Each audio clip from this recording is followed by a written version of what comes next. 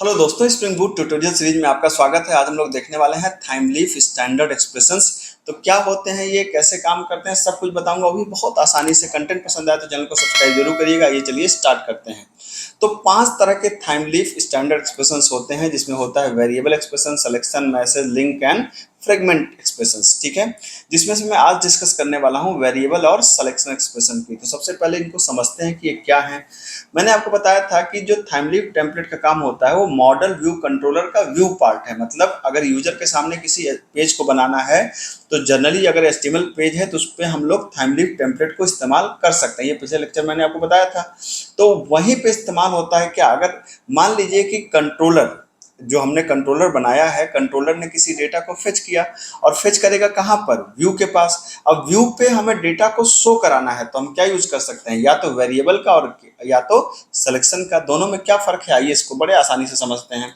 जैसे पिछले एग्जांपल में आपने देखा था कि मैंने एक स्प्रिंग बूट का एप्लीकेशन बनाया था और यहाँ पे क्या किया था, यहाँ पर मैंने एक मॉडल नाम का पैकेज बनाया था और इसके अंदर एक क्लास बनाई थी, किस नाम से, स्टूडेंट नाम से।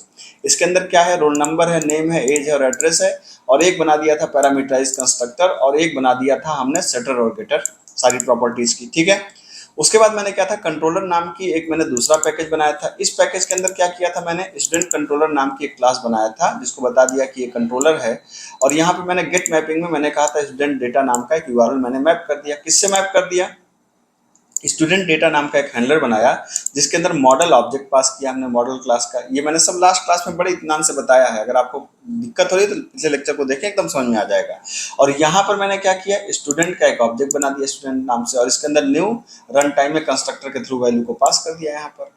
और चूंकि हमको इस स्टूडेंट को भेजना कहाँ पर है, स्टूडेंट डेटा व्यू। ये बेसिकली क्या है, स्टूडेंट डेटा व्यू एक थाइमलीफ टेम्पलेट है। मतलब सिंपल भाषा में एक एचटीएमएल फाइल है जिसके ऊपर हम लोगों ने थाइमलीफ टेम्पलेट को अप्लाई कर रखा है। तो क्या है, स्टूडेंट यहाँ पर ऑब्जेक्ट को हमने स्टूडेंट के वेरिएबल के अंदर पास कर दिया और कहा कि भाई इसको कॉल करो स्टूडेंट डेटा व्यू। तो आप देख सकते हैं कि एचटीएमएल फाइल किसके अंदर है, टेम्पलेट फोल्डर के अंदर है, जिसका नाम ही क्या है, स्टूडेंट डेटा व्यू। यहाँ पे आपने क्लिक किया तो यहाँ पर क्या हुआ, ये देखिए हमने यहाँ पर ये अटैच कर दिया लाइन। इस लाइन को अटैच करने का मतलब है कि आपने इसको थाइमलीफ टेम्पलेट अप्लाई करने के लिए मतलब एक तरीके से सेट कर दिया। तो अब जैसे ही आप लगाएंगे तो आप थाइमलीफ की सारी चीजों को इस्तेमाल कर सकते हैं। अब क्या किया, यहाँ पे देख सकते हैं, यहाँ पे वेरिएबल एक्सप्रेशन, क्या, मुझे ts.text एक प्रॉपर्टी है और इसका वेरिएबल क्या है, स्टूडेंट डॉट रोल नंबर। मतलब स्टूडेंट के रोल नंबर को दिखाओ, एक डॉलर, ये सिंटैक्स का पार्ट है, आपको पता है।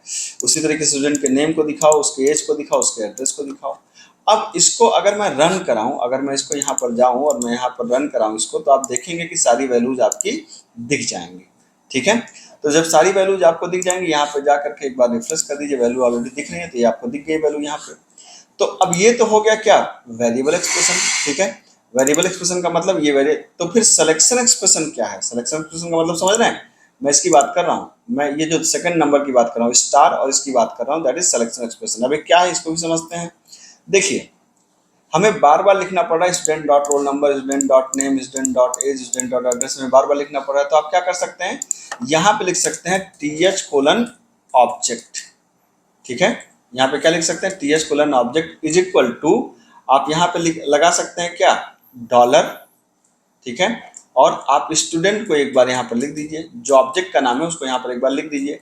एक बार आपने यहाँ पे लगा दिया ना, तो अब आपको स्टूडेंट को बार बार लिखने की जरूरत नहीं है। ठीक है, स्टूडेंट को अब आप बार बार मत लिखिए। आपको क्या करना पड़ेगा, जहां पर आप स्टूडेंट लिखे, आपने ऊपर एक बार डिफाइन कर दिया कि भाई स्टूडेंट नाम का एक ऑब्जेक्ट है।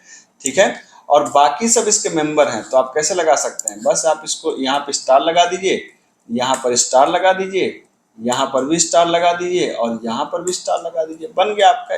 ठीक है, ये हो गया सिलेक्शन एक्सप्रेशन। बिल्कुल एकदम आप इसको रन कराएंगे तो आप देखेंगे कि आपका आउटपुट में कोई चेंज नहीं होगा, बिल्कुल program as it is run करेगा, तो output will be the same.